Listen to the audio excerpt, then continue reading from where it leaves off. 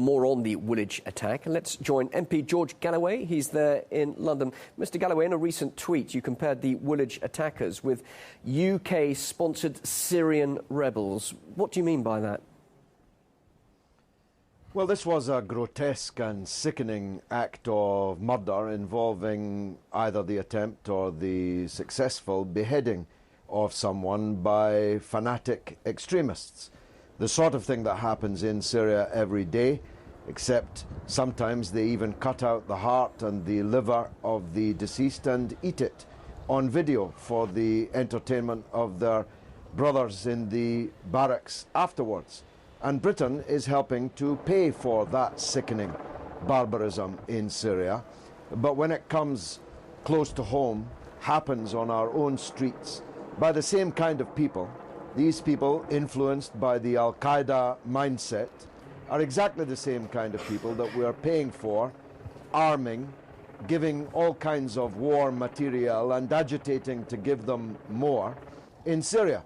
And so I simply asked David Cameron, as I've asked him before in Parliament, if he would adumbrate the key differences between the hand-chopping, throat-cutting fanatics that we saw in Woolwich yesterday and the hand-chopping, throat-cutting fanatics we're giving money and weapons to in Syria.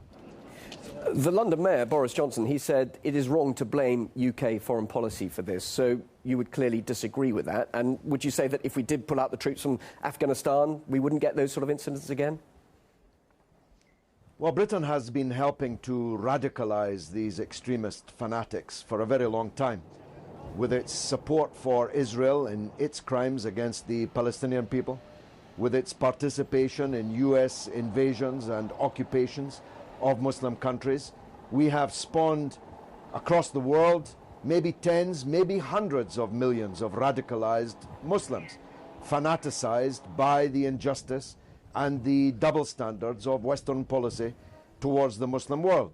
And all I say is that in a kind of grotesque double whammy, we've now added to that by reprising our policy in the 1980s of actually helping to build a Frankenstein monster in Syria, and the very same raw material of radicalized, fanaticized extremists is being used.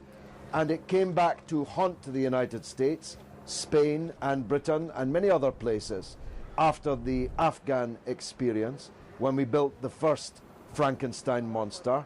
And now we're doing it all over again in Syria, as we did a year or so ago in Libya. So let me just quickly ask you, I know that you're very, very well knowledge about Islam, and some people say, is this something about Islam that is pushing people to do such extremist acts? No, I don't accept that at all, any more than the butchery of Franco, the Spanish fascist dictator, had anything to do with Jesus Christ, even if the people doing the torturing and the butchering were wearing the cross on their sleeves. George W. Bush was a fanatic, born-again Christian, he said, but that had nothing to do with Jesus.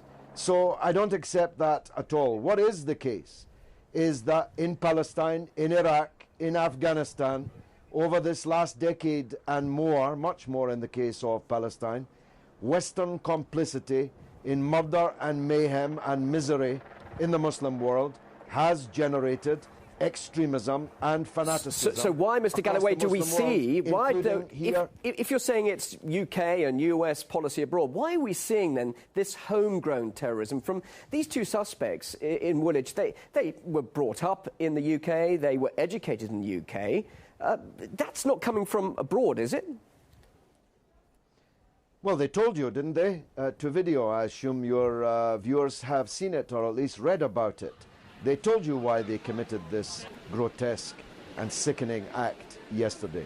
They told you from their own mouths that they were doing it because of the situation facing Muslims abroad.